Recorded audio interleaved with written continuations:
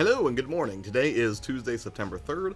We had a wonderful, relaxing, long holiday weekend for this Labor Day. And this morning, what we're going to be talking about are robots, or more particularly, why it would be a bad idea for you to try to be a robot. Now, let me give a little bit of context for this, because that sounds horrible, and believe me, I'm not in a hurry to enrage the Amazon robot, whose name I can't even say out loud, because to do so would bring her into this conversation. I really do hope that one day that I'm kept nice and warm in, the robotic people zoo rather than being relegated to the battery farms, for example. Dan, good morning, how are you? All that being said, there are a lot of great ways that, not necessarily just robots, but automation provides a ton of benefit to humanity. Always has, probably always will, but that doesn't necessarily mean that you should aspire to be one, and in some ways, I think a lot of content creators, a lot of people on social media, tend to become borderline robotic, and I think that's a bad thing, and I think it's sort of off-putting, and that's why I wanted to talk about today were some of the ways that people can come off as robots, and ways that you can make sure that you are not, in fact, coming off as a robot. Neo, what's up, man? How you doing this morning? Thanks for stopping by the stream. So, for starters, again, no knock against technology itself, right? It can be incredibly helpful, right? Things like automatic dishwasher provided a ton of benefit, and robotics have done a lot to help humanity and certainly to push things forward and allow for opportunities that we would not have otherwise had as a species. But one of the things that I would say is that automation sometimes comes at a cost, and that cost is often humanity. So I'm going to talk specifically about automation, in terms of social media and for YouTube, because obviously that's what most of us here are doing. Bicentennial man judges you. I know, right? Not a happy dude this morning. But, when it comes to automation in particular, for robots in the software realm, there are some good ones out there. Things like chatbots, like you see a lot of people do streams where they have Nightbot kind of help out to kind of send out promotional stuff or to occasionally just remind the stream to stay engaged and things like that. I think that's fine. And backend can be tremendously helpful, right? Where it gets kind of dicey is when you talk about the bad kind of bots, right? Things like spam bots, or if you're playing a game, aim bots, people that cheat using technology like that. Disc, what's up, man? How you doing? Demarigato, Mr. Roboto. I know, right? Nightcore, what's up, dude? Love the thumbnail. It's from Detroit Become Human, right? It is. Sadly, a game that I still need to play, but I thought the imagery would be sort of attention-grabbing. So in that regard, I would say that one of the first things that you can do to make sure that you're not kind of falling into that robotic trapping, I guess, when it comes to who you are online and how you connect with other people, is to rely too heavily on automation.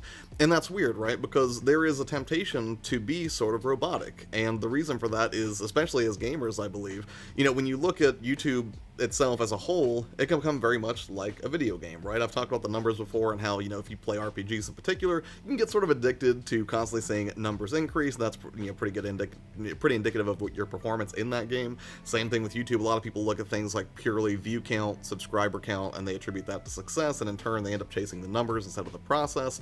And in that way, automation, I think, can be very helpful, but can also be very hurtful. Helpful way that you can use automation, or one of the ways that I use technology, or robots, I guess, would be on the back end for comments.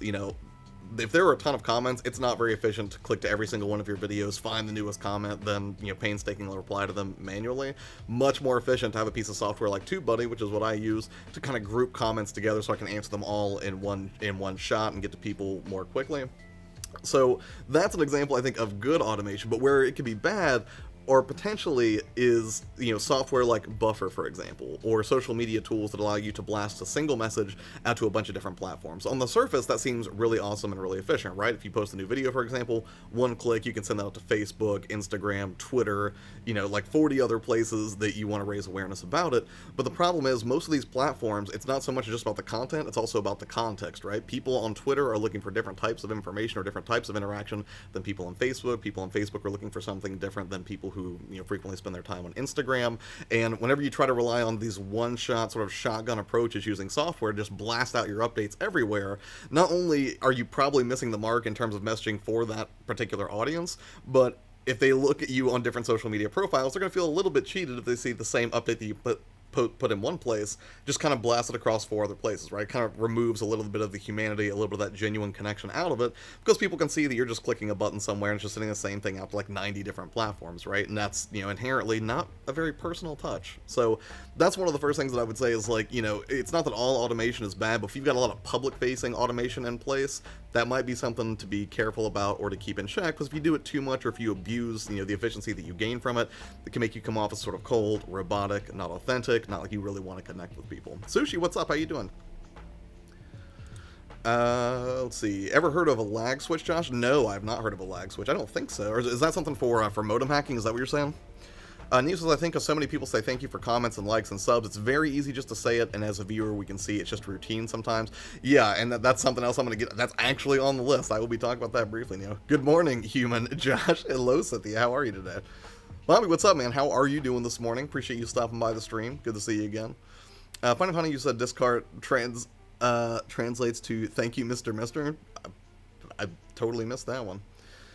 Makes you feel like your comment doesn't matter or it just gets ignored. Yeah, that's another great way to not be a robot, is to make sure you establish a genuine human connection with people and appreciate their time, because they're taking the time out of your day to interact with you. You should absolutely respond to that and take time out of your day to interact with them. So, back to what I was saying. The first one, stop relying on automation too heavily, or if you use it, just make sure you do so sparingly or in a way that benefits you on the back end, but doesn't make the forward-facing social media presences that you have, certainly not your place on YouTube, feel like you're just a robot, right? You're not like a content bot. You're a person who's trying to connect with people and create content that resonates with them. And if you come off like a robot, it's going to be hard to do that. Next up, and this is kind of in the same line, create content for humans, not for the algorithm. There is so much discussion constantly, not just in the gaming space, but really in any YouTube niche, where people are constantly debating the merits or, the detriment of the algorithm, right? The search engine algorithm that constantly gets updated, that allows some content to thrive while other content will go die on the vine, at least from a search engine perspective. And what tends to happen, and this is so weird, this is one of the weirdest parts, I think, of what we do here on YouTube, is that once you start making content on YouTube, and if you are somebody who starts getting a little bit too invested in the numbers and not invested enough in the process, that is, you are only fulfilled if you get X number of subscribers, X number of views, but you're not fulfilled just by making the content itself, easy trap to fall into. And what I mean by that is, at scale, if you look at, making content for YouTube and you're concentrating on the numbers, there's a temptation there to chase the algorithm. And what do I mean by chasing the algorithm? I mean, you don't necessarily make the content that you love or the content that you think your existing audience is going to appreciate. Rather, you look solely at trends and you only try to create content around the things that you think are going to hit. Now, I'm not saying there's anything wrong with that inherently. Like, it's a good thing to be aware of trends that are going on in your industry, particularly within gaming, within YouTube, and so forth. But at the same time, if the only thing you ever do is produce content that you're hoping is going to hit so you can up your numbers, not a great thing. And in turn, that sort of makes you robotic, right? And it's weird because if you try to game the algorithm, what's funny is the algorithm is already trying to look at humanity in its rawest form and then adapt itself based on what it's learning. So what's weird is, as content creators, there's a temptation there to look at what the algorithm's doing and then modify the content you're making, the stuff that was raw, authentic, and 100% human, and then modify it to suit the algorithm so you can ostensibly reach more humans. Sounds very weird, but totally true. People do it all the time. I've done it in the past, where it's like, you make something, but then you're like, the original title doesn't sound as search engine friendly, so you switch it around a little bit. Or, or people will try keyword stuffing, where they put, if they want to rank for something like Nintendo Switch DIY, and they put that like 40 times within their text. Again, it's not that I'm saying there's nothing good to be had from doing search engine optimization or content strategy, not at all. What I'm saying, though, is if your entire function, if your entire purpose with your channel is to optimize in that way because you're hoping to get as many numbers as possible, probably missing the point a little bit, because a lot of people are going to see that and they're going to feel like your content comes off as sort of stale, sort of robotic, you might say, so it might be something to steer clear of. Let me catch up with the chat here real quick. Device that makes game lag, basically a Switch equivalent of modding a game with an electronic switch. I gotcha. Risk of automation, reduced connection, but on the upside, genuine human connection will actually stand out and be valued. That's a good point. If you have a genuine human connection and everybody who's kind of playing in the same group that you are all being robots, you're going to stand out in a big, big way. Demo Arigato, Mr. Robot translates to thank you, Mr. Mister, from Japanese to English. Thank you, Rob. Gotta love how music uses other languages. I think this may be unpopular opinion, but I think if you haven't struggled to get the numbers, you haven't had to fight for it so much, and they definitely seem more robotic. Not knocking big channels, and yet I think they just chase the numbers, not for the people. I've never personally chased the numbers or what's trending or any of that. And that's the thing, like, I've done videos before talking about the merits of evergreen content versus trending content, and I think it's good to have a mix of both. I haven't historically done great with that mix on this channel, but, there's nothing wrong with staying abreast of trends and potentially catching a wave to raise exposure for your channel. But if the only content you ever put out is just you constantly trend hacking, you're constantly trying to optimize for the algorithm, it can come off incredibly stale. Like, if the only title you ever have is not magnetic, right, there's no humanity in it where it sort of speaks to somebody on a personal level. If it's just constant, like if you look at your YouTube videos and the only thing you have published over and over and over again is like review Saints Row, review Detroit Become Human, review Grand Theft Auto, then that doesn't look very human at all, right? You would always, like, if you look at some of the big review sites, they almost always, like, yes, you'll see the word review in the title, but you also see some flavor text sort of surrounding it, that kind of gives more context to what their initial thoughts are to kind of help draw you in, and it also makes you stand out as a person, right? As a creative, as a writer. Well, as a YouTuber, but there is a writing component to it, obviously. So definitely something to consider is to, create for humans, not the algorithm, right? Don't simply chase efficiency or trying to make the biggest impact through the numbers or just through perfect search engine optimization. Make sure you're making stuff that will allow you to connect with people. And to that end, when it comes to social media in particular, post updates like a human, not a robot. There are a lot of people I see on Twitter, even in our own space, where they will rarely post to social media at all, and if they do, the only thing they're posting about is why you need to come check out this thing that they're doing. And sometimes they don't even give you the why, right? They don't tell you why something's valuable, why it's worth coming to check it out. They just put it out and they sort of expect this flood of attention that they get back. And again, this is social media, right? This is a place where you're supposed to be social and engage with people, and the only thing you ever do on that platform is blast out your message like a billboard and hope that it's going to resonate with people. You're going to lose every time, or at least most times, or you're only going to attract the attention of people who sort of look at your numbers and think that maybe you can help them in some way, and that's just not a good position to be in. It's inauthentic, it makes you come off as disingenuous, and it's not something that a lot of people are going to respond well to. And, again, if you post updates like a human, one of the ways that you can do that is to just put 10% more effort into your social media updates than you would than you otherwise would, right? Just improve it by 10%. And one of the things I love about Instagram is, I post there usually like once or twice a day maybe, but I don't have the character limit on Twitter or on Instagram that I do on Twitter, right? I'm real glad Twitter went from 140 to 280. I feel like that's a lot easier to say something meaningful there. 140 was a little bit limiting, but on Instagram, I don't even know what the character limit is because I've basically written entire blog posts to go along with the images that I post there, and that's one of the things that I love about the platform. But then you'll see people on Instagram and they wonder why they're not thriving there or why people aren't being receptive to their brand, and they'll post a picture, they won't put any hashtags on it or anything, and they'll just do like a single sentence update. But if you just did 10% more, right? If you just posted like 2 or 3 sentences and gave a little bit of an insight into who you are, talk about where you took that photo, why it's relevant to what you do, why it's relevant for the person who's looking at it, that'll make you stand out in a pretty significant way. And I would say that's true for basically any social media platform. You've seen sterile updates time and time again, not just in raw YouTube content, but also places like Facebook and Twitter where people just, they post things and you can tell that they have zero connection to it. They have zero desire to interact with other people. They usually don't respond to replies. They don't respond to comments. So in that way, when it comes to posting, again, be human about it. You don't have to be robotic, and in fact, I would not say that's a great way to gain traction in an arena that mainly depends on social interaction. Mayor, what's up, man? How you doing this morning? Let me catch up with the chat here. Many big channels do start out less robotic and then move to it later. Many of them worked hard to get where they are indeed. Oh yeah, I wouldn't undercut the work at all. I think, to Neo's point though, at a certain point, it's like they're just keeping the engine going, right? There's less, personal interaction with people, and, at that point, I think when you're playing at that level, well, one, I sympathize really, because I feel like even now, like, I try to interact with everybody on this channel, but if I had 100,000 super engaged followers tomorrow, I'm not sure how I would deal with that, and I don't know how to scale that just yet. But then again, I don't do these videos because I'm like, I have the answer to everything, because I absolutely don't. I just sort of reshare the things that I learned through my own experience, and, when it comes to challenges that I don't know how to face yet, I don't pretend to have the answers to them. I figure I'll just cross that bridge when I get to it, and we'll see what happens, right? Even this live streaming experiment that we're doing through Halloween, sort of a reflection of that. Josh, with respect, mate, chasing trends or not your human, you fight and help the little guys. Not that they don't deserve it. I'd never be so bold to say that. Am guilty of that on Twitter, trying to get better. What, you're guilty of being a robot? Dude, no, what, like, and that's the thing, I'll say, like, this even comes from a place of personal experience for me when I talk about posting like a human.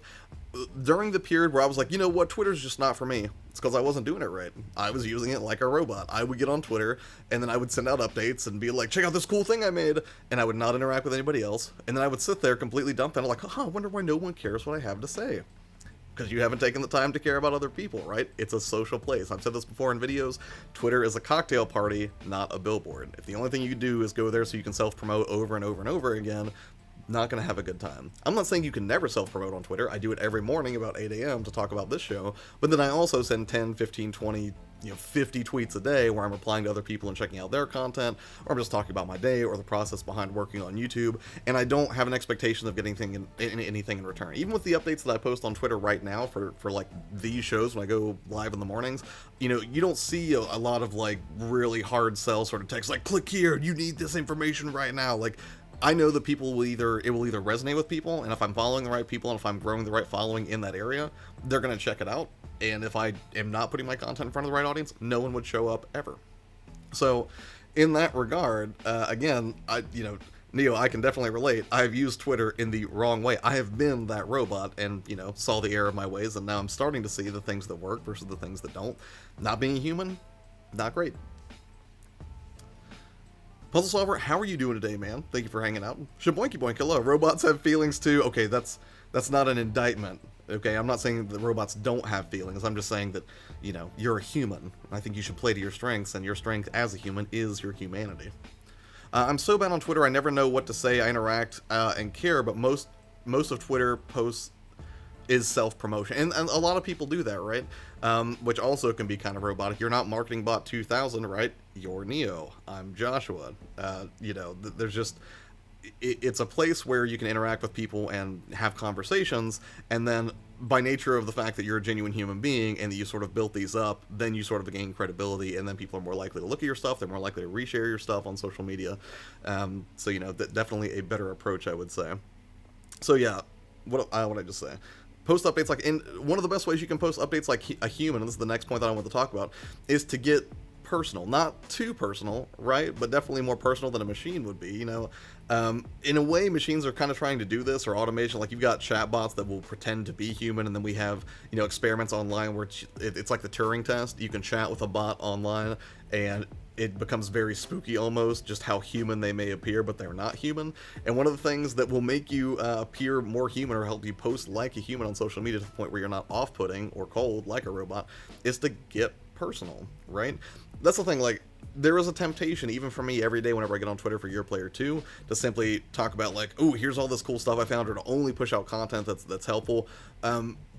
And then I kind of have to remind myself, it's okay to post a picture of the awesome pizza you got at Mikey's Late Night Slice. But I think that comes with some discernment, right? The same way I think it makes sense to sort of treat the people online, not as like, your followers or your subscribers or people who are there to serve you. I think you're there to serve them. But what I think, part of that is treating people like friends, right? And when I think about it, if you're sending out content that you would share with your close friend or somebody in real life, they don't want to know every single detail about your day either, right? So is it okay to share food once in a while, or hey, I just got out of seeing the new Marvel movie?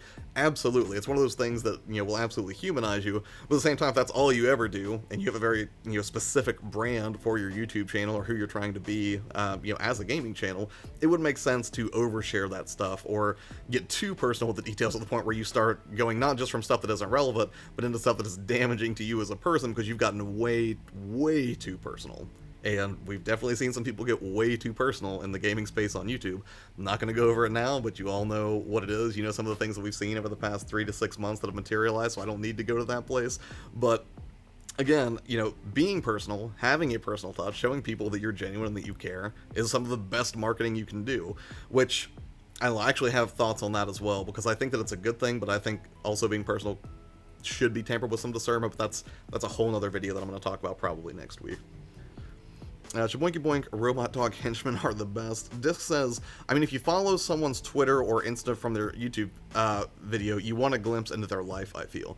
Right, I think it depends on the creator too, right? If I'm following a YouTube news channel, for instance, like let's say I'm following IGN's YouTube channel, I go to their Twitter, I'm not necessarily, if I go there, I'm not really looking to connect with a person so much as just get straight news and information. But for a lot of us, we're not really purely disseminators of video game news, and in that regard, you're right, it's a more personal touch, right? Like, people see Discard do amazing things with how he organizes his game room and whatnot. They want to see what that dude does behind the scenes, so they'll go check out his Patreon, they'll go check out his Twitter and kind of see what that's all about. So yes, I agree. Robot overlords will control our future. I'll hedge on the side of caution that they are listening to this. I'm sure that they are listening to this, and that's why I made it perfectly here. I have no problem with the robots. I have problems with humans who want to become robots. Not a knock against them, right? Whenever the singularity happens, I'll cross that bridge when I get to it. But again, if you are watching Future Robots, People Zoo, good for me. Battery Fields, not so much. Just food for thought. I think it's based on the type of person you are, if you're open or not. Yeah, and that's the thing. That's a struggle for some people, right? It's easy for me to be like, don't be a robot, be personal, open yourself up. But for some people, opening up is absolutely terrifying. And I speak as somebody who was that person. Like, if you talk to me in person, I would have no problem talking your ear off, getting to know a bunch of people, like at a party, something like that. But when it came to social media, and it's weird, I posted on Twitter yesterday, I was like, how often do you post to social media? And I had at least one person who responded, and they were like, I spend most of my time basically in my head trying to figure out what is okay to post, and then I get nothing done. I don't post anything.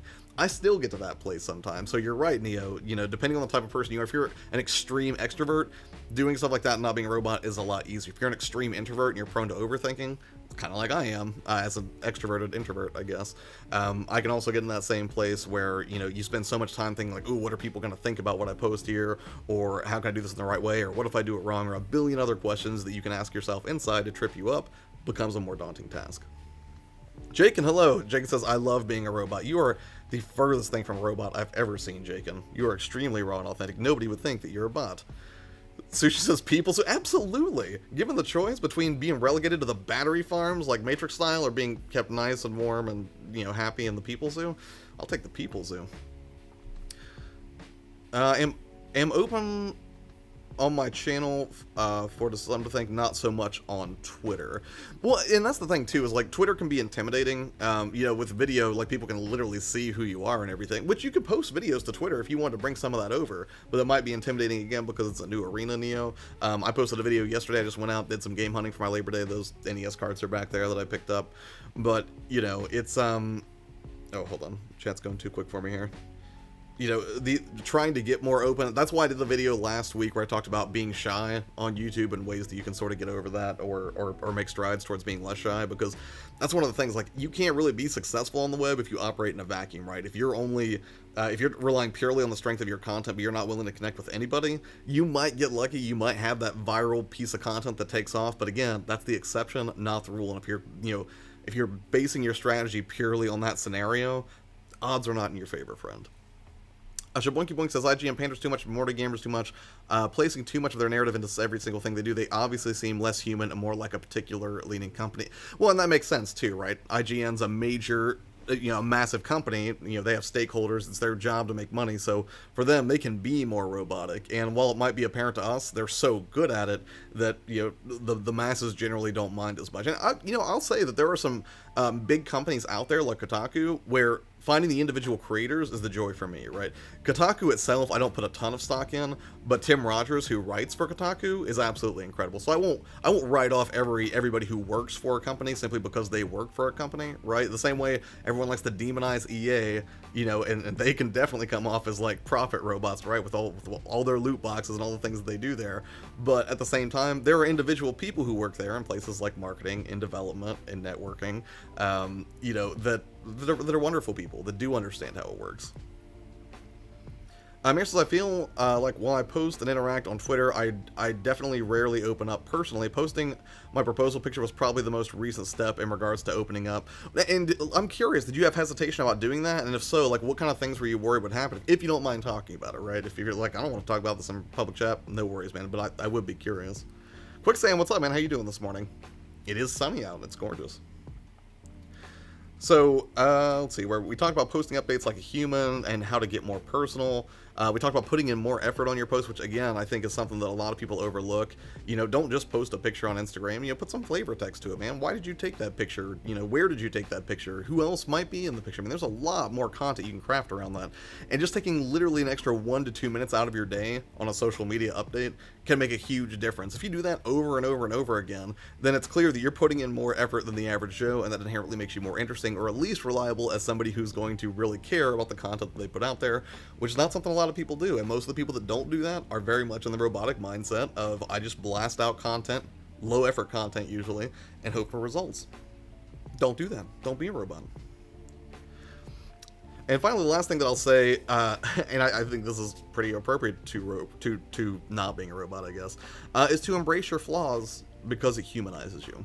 one of the things that not every machine obviously is perfect, right? But usually we tend to associate machines and robots and automation with things like perfection, flawless. Even like when you think like the Borg from Star Trek, like their whole thing, like resistance is futile, or you hear a robot say something like my logic is undeniable. We associate perfection with automated things, and it's weird because a lot of people out there will try to put on a face of complete perfection, right? They will try to completely minimize all the flaws that they have, and they will try to put their best face forward, which there's nothing wrong with, for instance, like, I do my hair before I, jump on a live stream with you guys.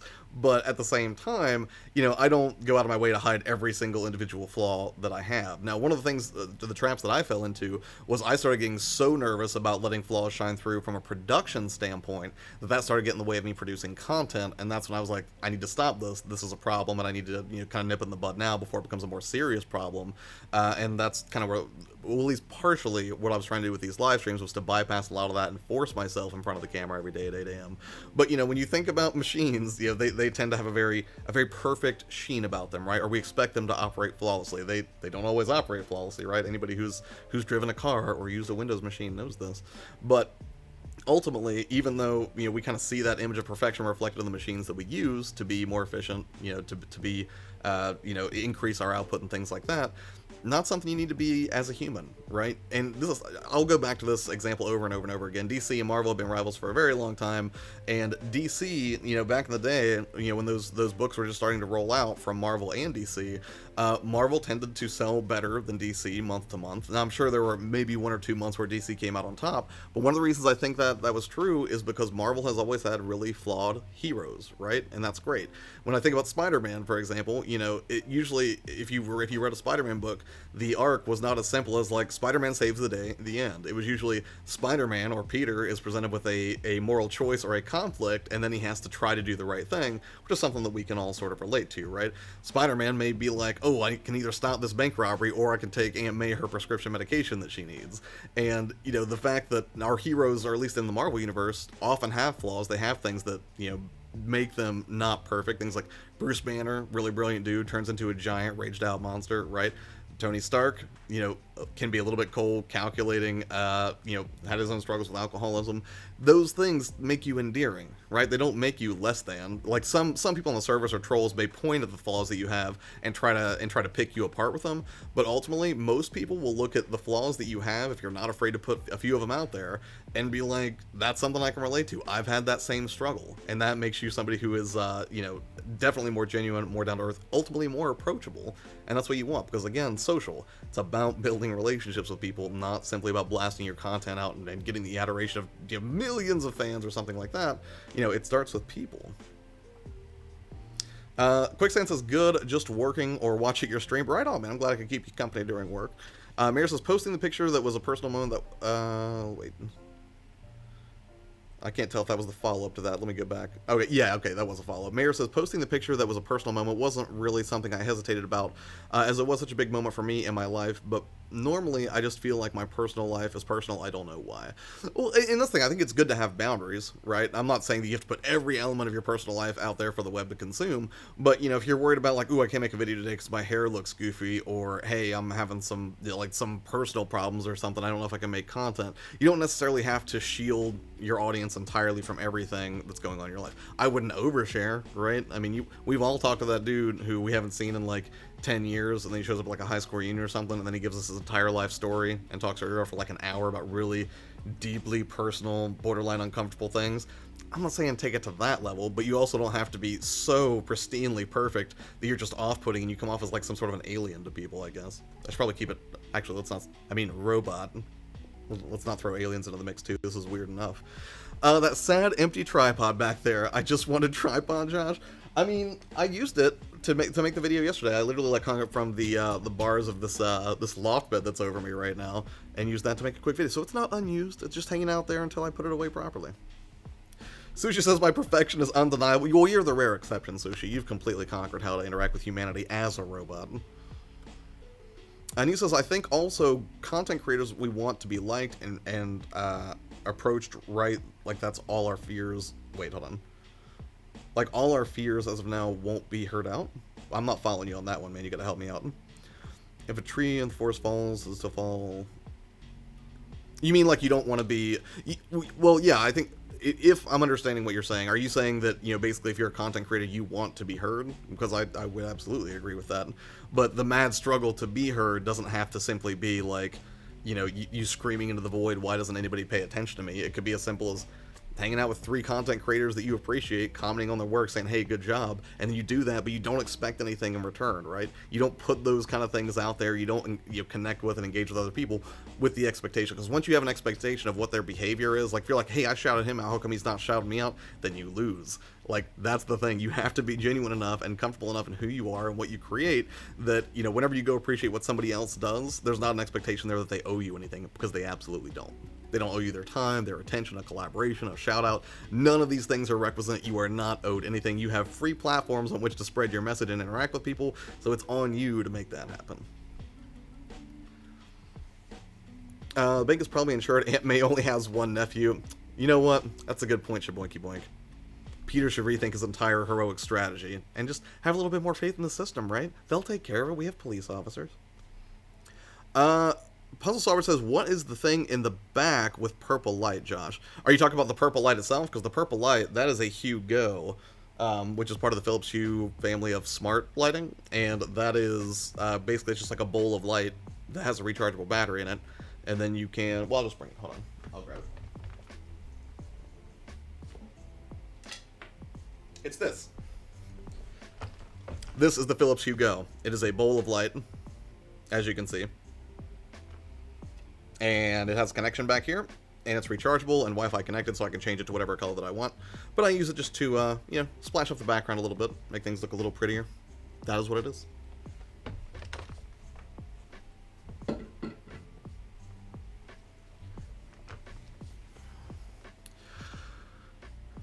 When I think about why would anyone want to be a content creator, it's maddening. What keeps you, Josh, what keeps you grounded and human?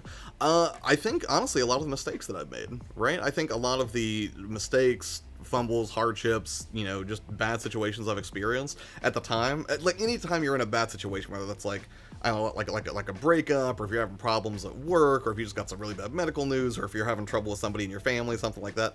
Those things, which are really awful and, can be incredibly stressful, I think that in the moment, they suck. They always suck. Nobody wants to be in any of those situations. But at the same time, I think that it gives you a greater or a deeper capacity for love and empathy, and I think those are hugely helpful, right? Because when you've even let's not even go as deep as like having relationship problems or a big emotional issue or something. Let's go even small. Let's just say that the normal struggle every content creator has of trying to get their voice heard and expose themselves to a larger audience, right?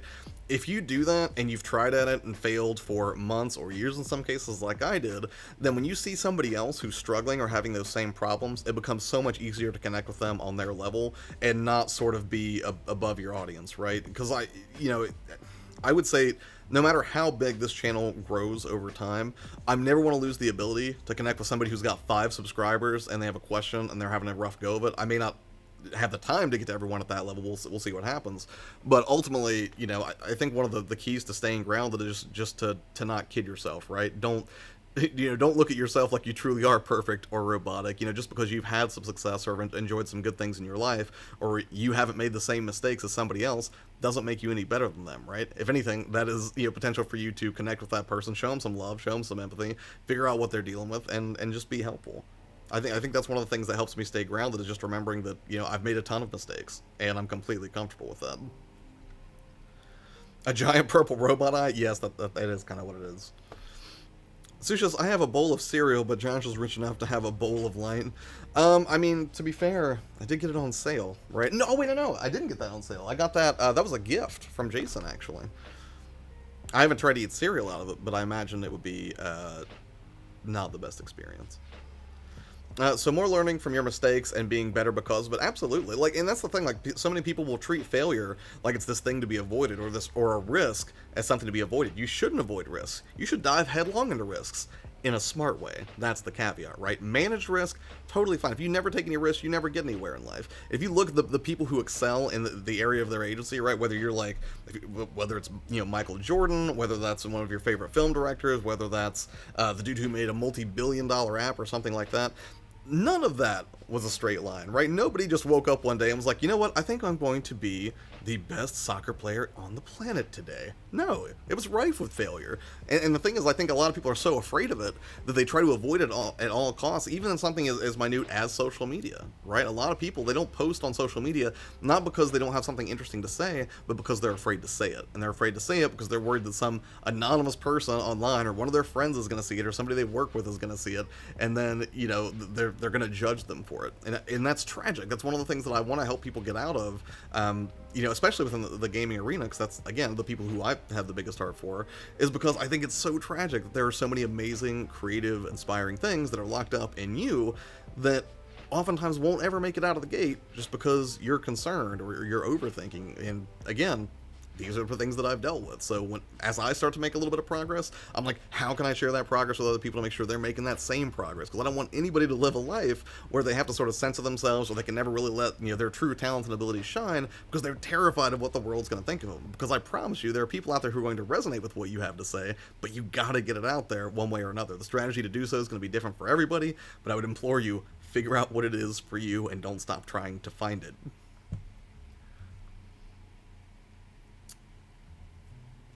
I definitely connect with you, and not saying you're not a big channel. I'm not a big channel, but you have felt down. You have a down to earth personality. I do my best. You know, I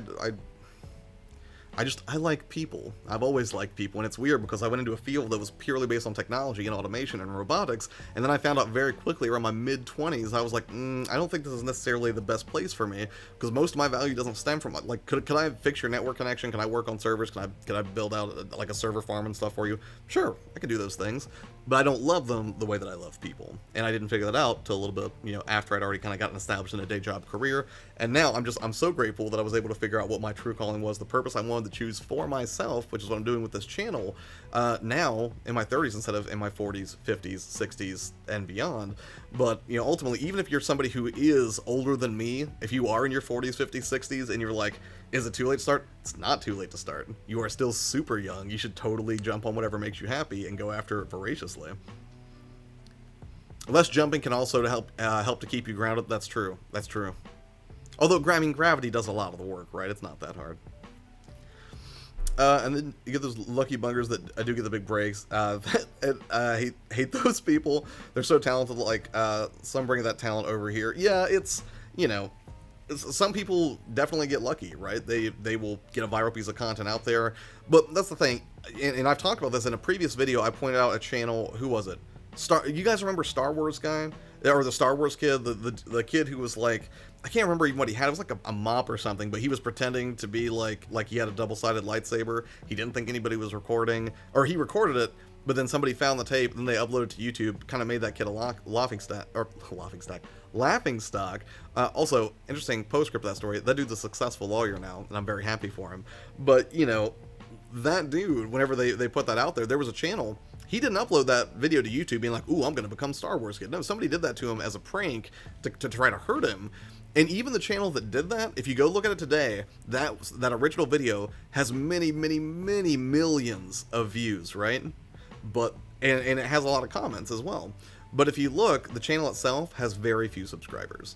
And if you look at the description, you can see whoever uploaded that tried to pivot into success by like linking to a music channel or something. Not a successful music channel. And that's first off, I feel like that was kind of a hateful, hurtful act to begin with, right? Which kind of sucks because that kid blew up in a negative way and probably did not appreciate being known as the Star Wars kid for a very. I mean, he might take it in stride now, but ultimately, you know, if you have a piece of viral content that blows up, and I experienced that on this channel. Right? The most successful video on this channel, if you look through all the videos that I have posted here, is the how to hack the PlayStation Classic video. I did that on a whim. Originally, the video was supposed to be like, hey, here's a cool controller I found that I'm going to connect it to the PlayStation. Found out I had the wrong one, and then I pivoted last second. Was like, you know what, I'm going to make a video about, you know, just how to hack the PlayStation Classic and put a bunch of new games on there, and that'll be fun. Did that, and that video blew up. Like I think it's 400,000 views right now if you go look at that video. But it was a big mistake, and I learned a lot from it. because yes, I got a ton of views off of it, and I got a lot of subscribers off of it, but a lot of those subscribers are probably disappointed because I did not do a ton of follow-up content in that arena. And that made me start thinking very carefully and very strategically about what I wanted to get done with this channel and where I wanted to take my content.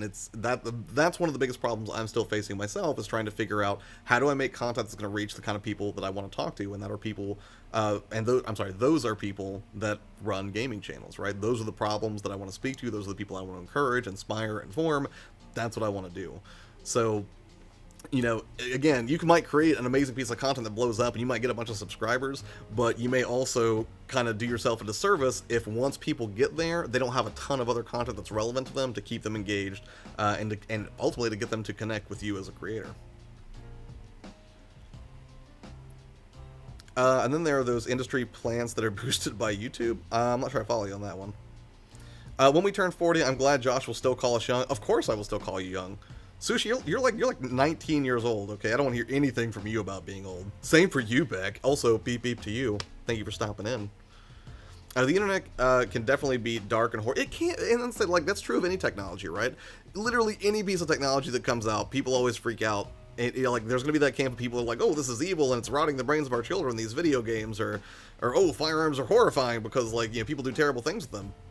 Technology is only bad in depending on how you use it, right? You can get on the internet and be a total dick to people. You can go find random channels and bomb with their day and troll them and try to just make everything more difficult for creators. But you can also create stuff that inspires, that encourages, that gives people hope. And that is that's the side of the fence that I try to stay on. I still watch the new Numa video occasionally. It always puts a smile on my face. Oh yeah, totally. And I think that's the good thing. Now, if you make an entertaining piece of content and you have a ton of other content that is also sort of entertaining and brings people joy, that can be solid gold. But there's no recipe for viral videos. If there were, every massive company would be winning on social media right now, and they're not. At least we're still born in the 90s, not 2000s. Imagine that, Sushi. Right, maybe you guys are getting a little old, you 90s kids. I think as I spent 2 years of wanting to do YouTube, my head before my first video, it was in my head 2 years to think on who I wanted to be on YouTube. I've had years to think about who I want to be, but I'm a slow learner sometimes, man. It can take a minute. Again, start off as a variety channel, and that's the thing.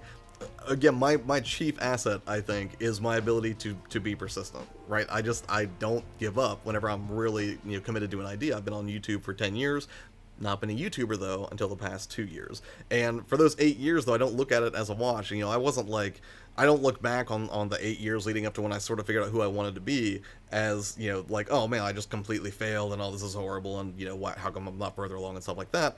No, for 8 years, I was still doing a lot of things that benefited me and made me a better creator, right? I was learning about uploading, I was learning about search engine optimization, I was learning about, how to shoot and edit better and how to make things that, or how to do things like lighting better and stuff like that. So honing my craft. So even if you think you're failing, there is no failure on any platform unless you just don't do anything. That's the only way you can fail. As long as you're moving, you're making progress.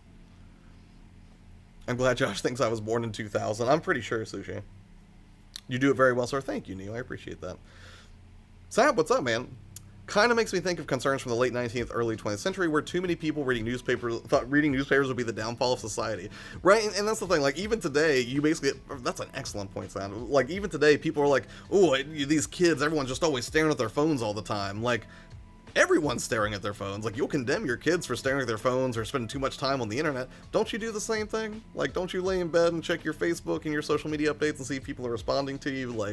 No matter what the technological advancement is. I'll tell you what, I was listening to Gary Vee earlier this morning, and somebody, I was watching the Hot Wings thing. I don't know if you guys have seen it. I think it's called Hot Ones, but it's that series where people eat hot wings and then they get asked progressively more difficult questions while they eat the progressively hotter wings. I love Gary Vee. If you're not following him, you should. Dude's amazing. But one of the things that he said in that, they asked him, they were like, what do you think about Facebook? Do you think it's truly evil? Do you think it's not evil? Or do you think it just doesn't matter?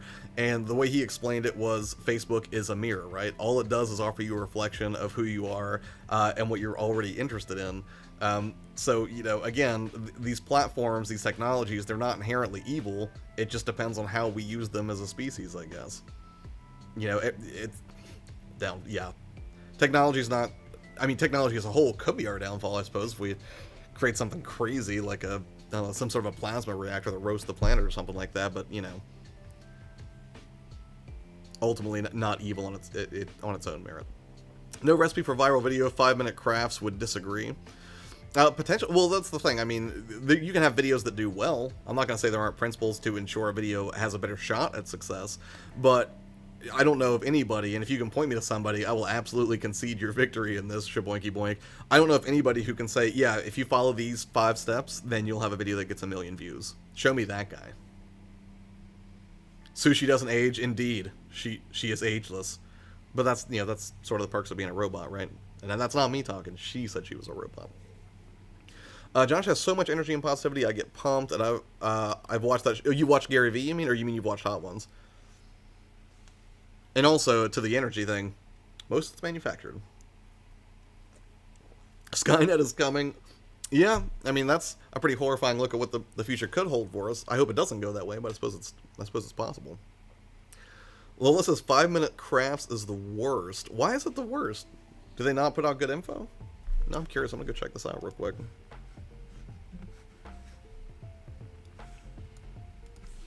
YouTube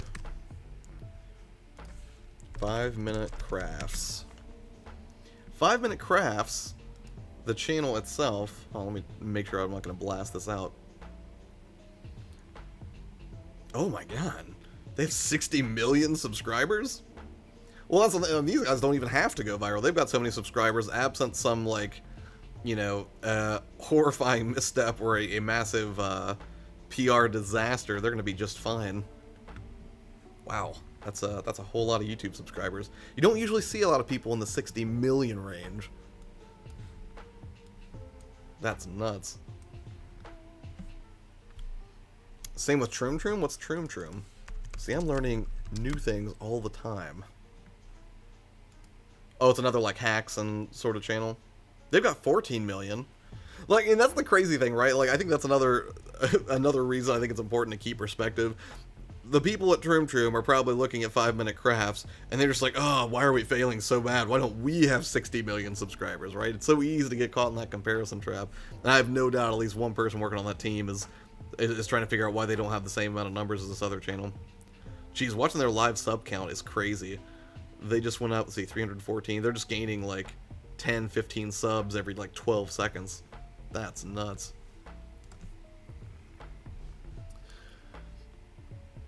They're run by a corporate machine pumping out content. Yeah, and that's the thing. Like, that's one of the things that I think that I had to learn this year was that doing content at volume will give you a better chance of success.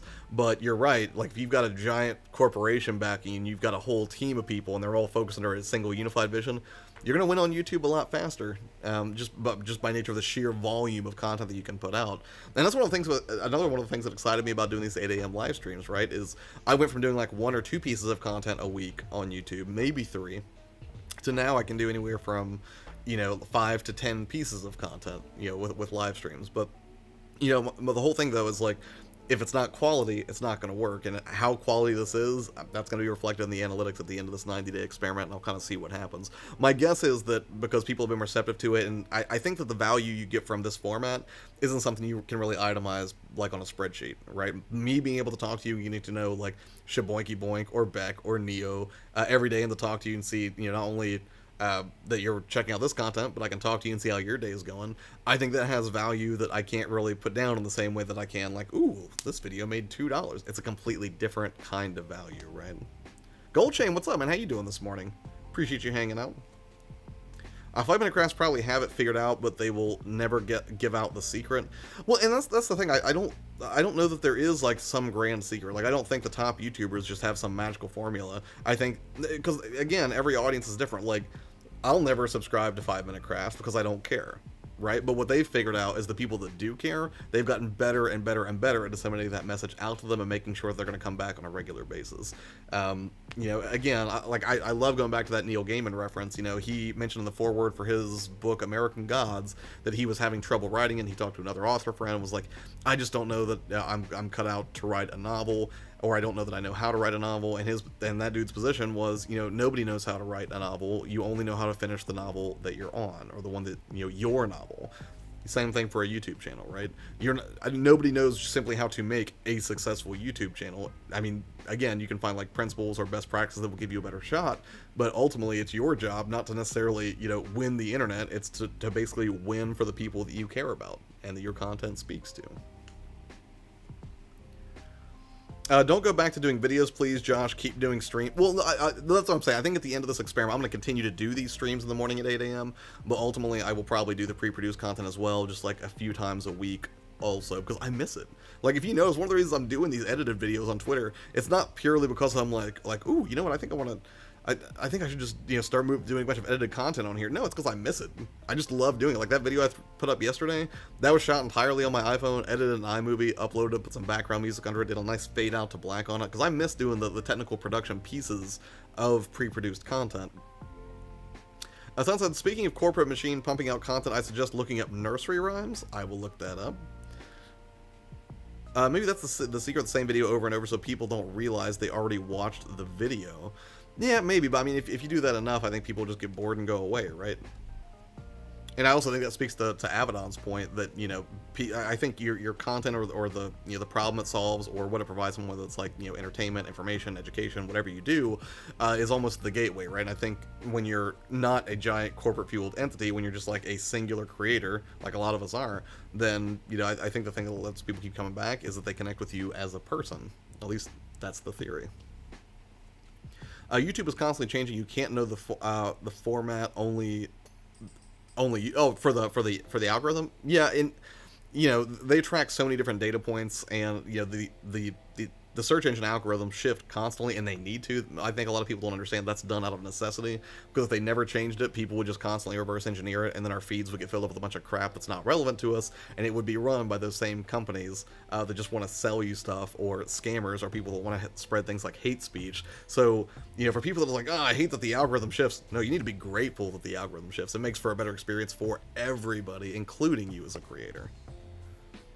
Sushi says, imagine working for 5 Minute Crafts, then quitting to start your YouTube channel, then make a video titled, Why I Left 5 Minute Crafts. I just like the Why I Left BuzzFeed vids. Yeah, and that's the thing. You go where the attention is. So, if... I know who was a Back Pocket Game Reviews, like that dude got a ton of views talking about his experience working at GameStop and why it wasn't great. And because there were millions of people out there who love and also love to hate on GameStop, putting a video out there that says, hey, I have a first-hand account of what happened there, and I have some insight that you can't get from any other creator, that's magnetic. That's powerful stuff. Regardless of how you feel about GameStop. I think what bothers me the most is YouTube will only push the big channels, so it's like a magical brass ring no one can reach. I don't think that's true. A lot of people have been able to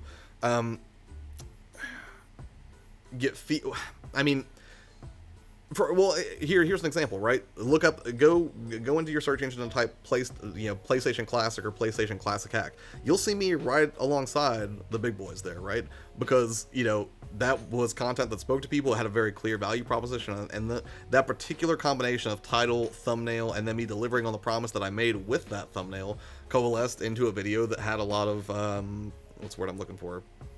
I don't know, shareability, I guess, because that started getting shared around a lot in email form and in people's playlists and stuff like that.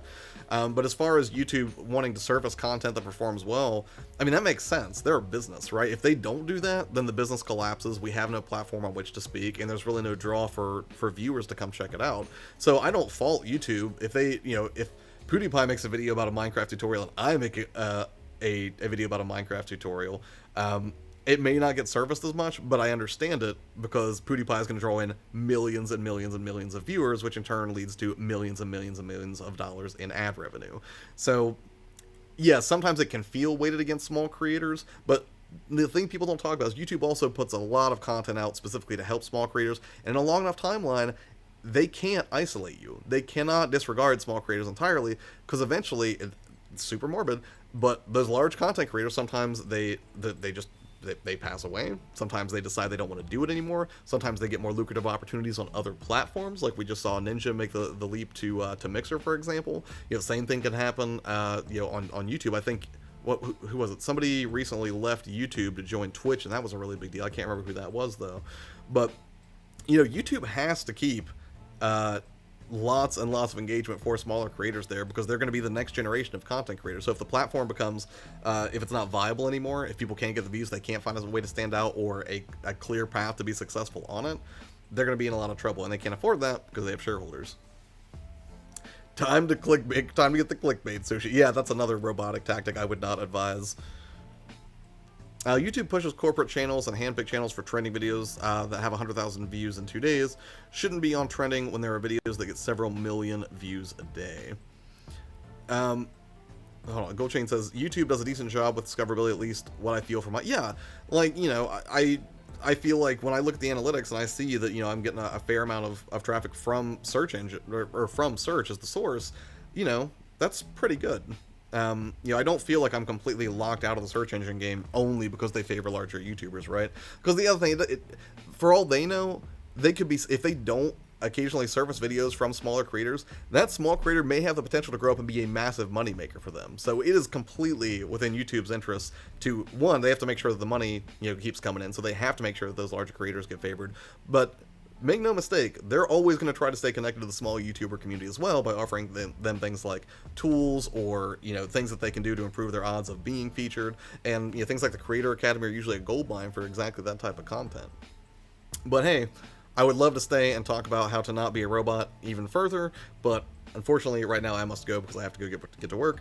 But thank you guys so much for taking the time out of your day to watch it. I hope you have a tremendous morning, and you know, if you have any questions, comments, feedback after the fact, feel free to drop it here in comment form afterwards. I appreciate you guys taking the time out to hang out. Goldchain, Neo, Kawaii, Shaboinky Boink, Cynthia, I think that's everyone who's still hanging out, and the lurkers that are still here potentially as well. Appreciate all of you. Have an amazing day, and I will see you tomorrow morning, where we will talk about something else that is YouTube video game